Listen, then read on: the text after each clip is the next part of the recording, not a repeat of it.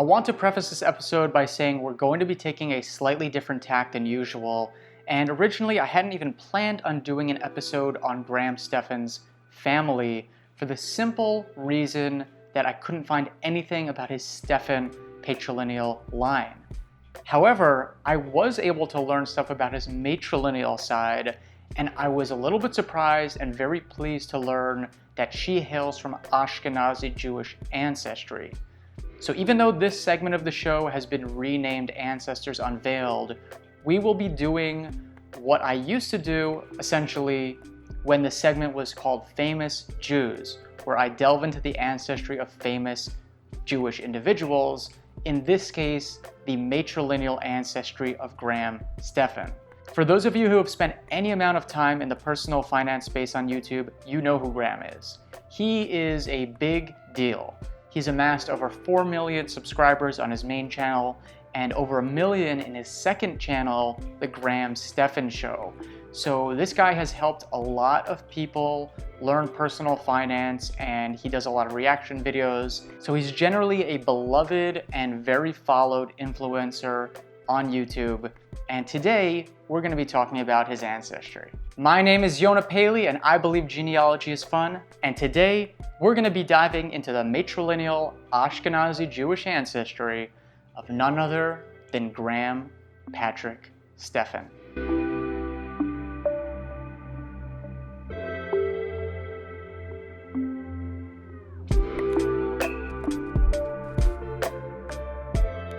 I want to do a quick note on Graham's father, David Bryant Stephan, who's worked in the movie industry for a number of years. He worked in storyboards and animation for major studios such as Disney, Fox, and Paramount, and some of his credits include Spider-Man, Aladdin, and The Lion King. He was born 1955 in London, Ontario, Canada, and because of this, it's been very difficult to learn anything additional about him or about his family. There are some interviews online where he talks about where he came from and going to school and things like that.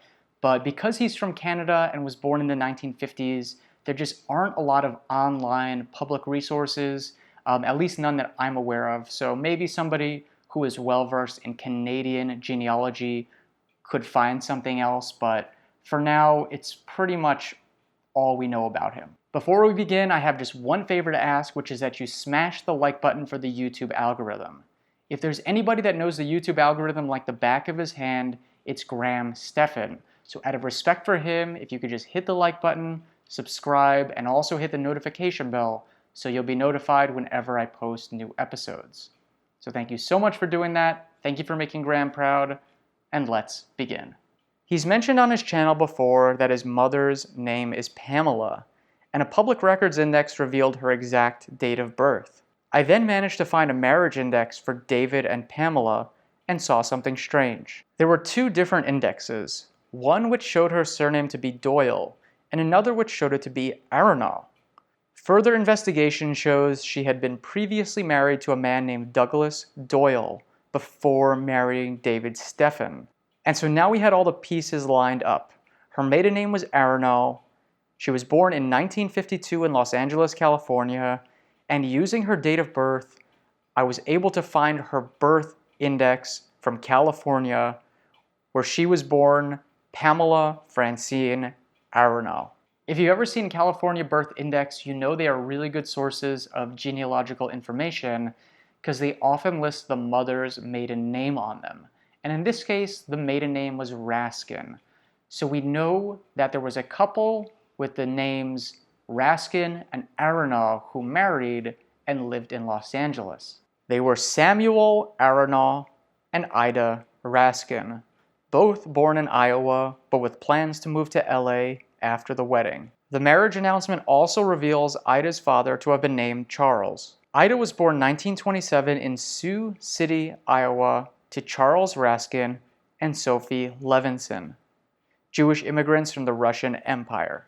Charles, whose Yiddish name was a diminutive of the name Bezalel, and Sophie, whose Yiddish name was Soshia, which in Hebrew would be Shoshana, sailed to America in 1923, and they came along with Charles's mother, Necha. The ship manifest gives us a place of origin of Shchedrin, which is a village in modern-day Belarus.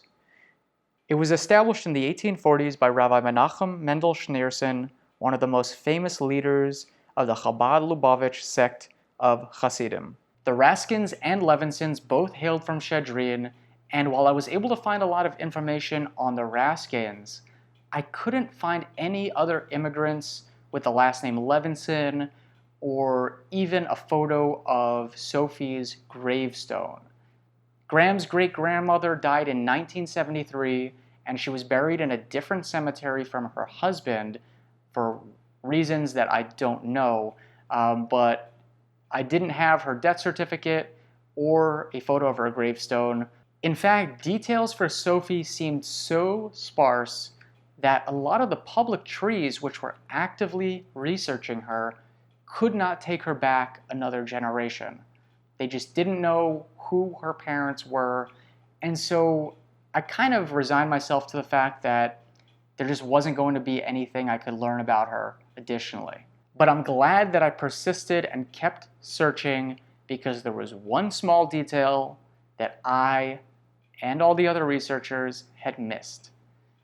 And that's the fact that the 1925 Iowa census is amazing, because not only does it list the family members who are living in a household, it also lists the names of their parents, as well as the parents' ages if they're still alive.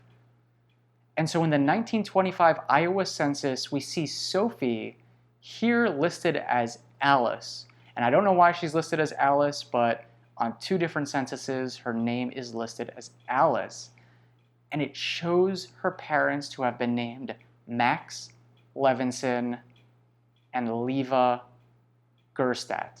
At the time of the census, Leva's estimated year of birth is given as 1877, implying she was still alive, and since we don't have any evidence of her coming over to America, probably living in Belarus. Now, the Shchedrin records are sparse, and I wasn't able to find anything for the Levinson family.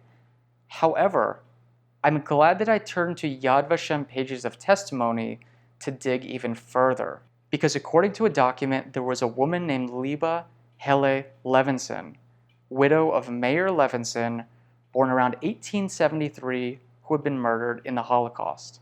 I want to take a brief moment to thank those on the Facebook page Jewish Genealogy portal for giving their insight into this document. Max is a common anglicization of the name Mayor, and Leva is so close to the name Liba that it seemed pretty clear that this was a match.